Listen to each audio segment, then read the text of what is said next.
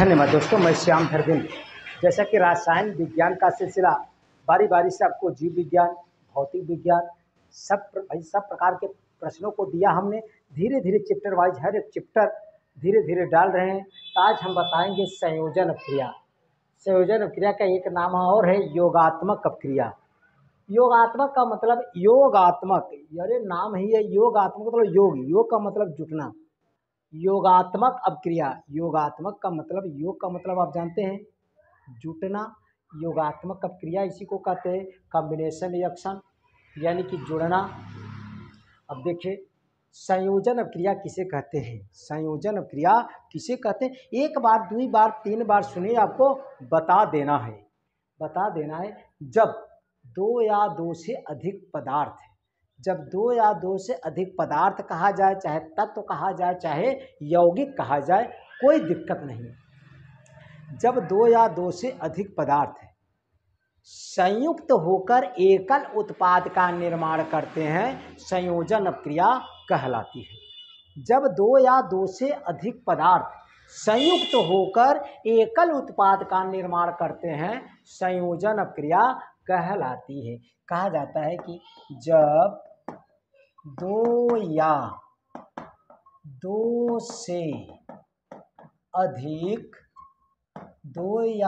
से अधिक पदार्थ, हमने कहा चाहे पदार्थ कहिए, चाहे तत्व कहिए, चाहे यौगिक कहिए, जब दो या दो से अधिक पदार्थ संयुक्त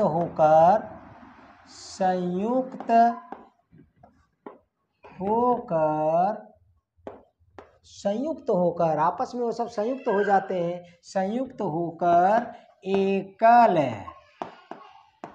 उत्पाद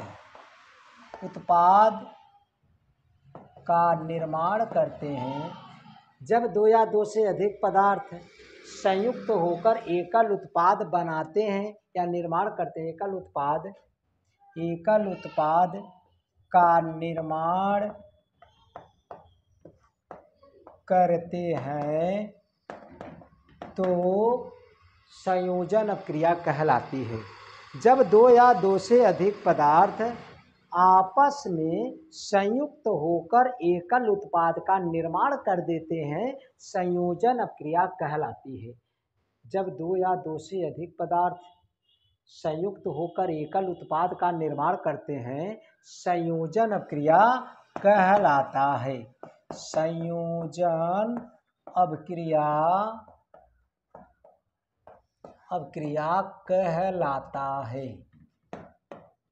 कहलाता है। कहीं दिक्कत, जब दो या दो से अधिक पदार्थ आपस में संयुक्त होकर आपस में इकट्ठे हो जाते हैं और एकल उत्पाद का निर्माण करते हैं। जैसे आपने जरासंध का नाम सुना होगा, जो कंस के ससुर जी थे भाई, कंस के ससुर जी जरासंध, ये अलग अलग दो पार्टों में थे। जरासंध भाई, जरा नामक राक्षसी ने उन्हें जोड़ दिया था। संध का मतलब जोड़ होता है, उसीलिए उनका नाम जरासंध पड़ गया। यानी कि दो पार्ट था, इकट्ठा होकर केवल एक बन गए, जरासंध। ऐसे इसमें जब दो या दो से अधिक पदार्थ संयुक्त होकर एकल उत्पाद का निर्माण करते हैं, तो संयोजन अपक्रिया कहलाती है। संयोजन अपक्रिया कहलाती है। जैसे तमाम उदाहरण है, जैसे आप देख रहे हैं, अगर अमोनिया की क्रिया NH3 धन हाइड्रोक्लोरिक अम्ल से कराया जाता है, तो क्या प्राप्त होता है, NH4Cl, नौसादर प्राप्त हो जाता है। अगर अमोनिया की क्रिया हाइड्रोक्लोरिक अम्ल से कराया जाता है, तो नौसादर सफ़ेद धुआं जैसा निकलने लगता है। अगर आप यानी कि नंबर एक रिएक्शन, यानी कि क्या कहीं दिक्कत नहीं होनी चाहिए। अमोनिया का सूत्र है NH3 है, अमोनिया का सूत्र है NH3 का हाइड्रोक्लोरिक अम्ल से क्रिया कराते हैं तो नौसादर प्राप्त हो जाता है। अब देखिए, अगर हम अगला उदाहरण आप देखें, अगर हम कार्बन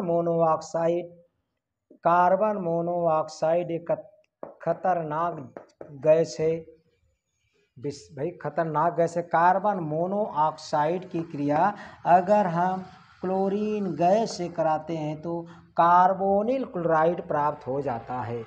कार्बन मोनोऑक्साइड की क्रिया क्लोरीन गैस से कराया जाता है तो कार्बोनिल क्लोराइड प्राप्त हो जाता है, जिसका रिएक्शन COCl2 मिल जाता है।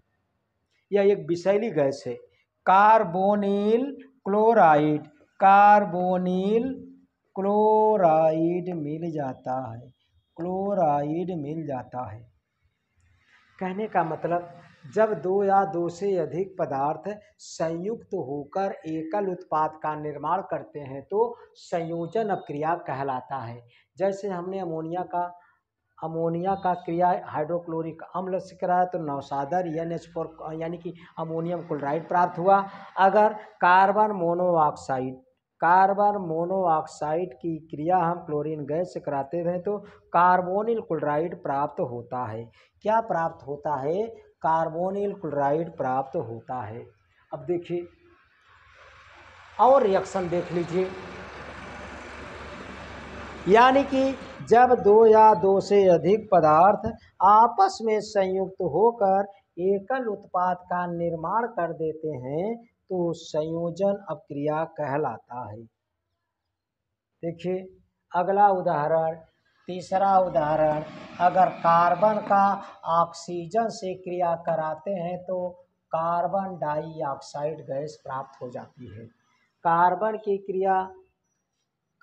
की क्रिया ऑक्सीजन से भाई कार्बन और ऑक्सीजन की क्रिया कराते हैं तो जब दो या दो से अधिक पदार्थ संयुक्त होकर एकल उत्पाद का निर्माण करते हैं तो संयोजन अपक्रिया कहलाती है। कहने का मतलब दो ठनी पदार्थ है, इधर इकट्ठा संयुक्त होकर एकल उत्पाद बना दे रहे हैं, यह संयोजन अपक्रिया हुआ। अगला उदाहरण आप देख रहे हैं, अगर C2H4 एथिलीन गैस है, C2H4 एथिलीन गैस है, C2H4 एथिलीन गैस का हम अगर तप्त निकिल चूर्ण के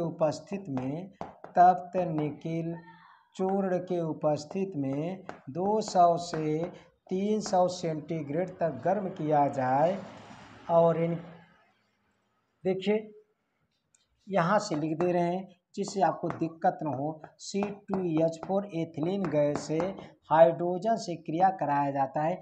हाइड्रोजन चाहे यहाँ पर लिख दीजिए चाहे यहाँ लिख दीजिए, कोई दिक्कत नहीं है। तब क्या बन जाता है? Ethane C2H6। कहने का मतलब एथिलीन, जब दो या दो से अधिक पदार्थ संयुक्त होकर एकल उत्पाद का निर्माण कर देते हैं तो एकल उत्पाद का निर्माण करते हैं तो संयोजन अपक्रिया कहलाता है। एकल उत्पाद बन गया एथेन। अगर पांचवा रिएक्शन, अगर हम C2H2, इसे हम एसिटिलीन कहते हैं, एसिटिलीन का हाइड्रोजन से क्रिया कराएंगे किसके उपस्थित में? तप्त निकिल चूर्ण के उपस्थित में 200 से 300 सेंटीग्रेड तक गर्म करेंगे तो बनेगा C2H4। फिर C2H4 की H2 के साथ क्रिया करा देंगे और किसके उपस्थित में? तप्त निकिल चूर्ण के उपस्थित में। तप्त निकिल चूर्ण के उपस्थित में 200 से 300 सेंटीग्रेड तक गर्म करेंगे। H2 एक इसमें जुट जाएगा तो C2H6 प्राप्त हो जाएगा।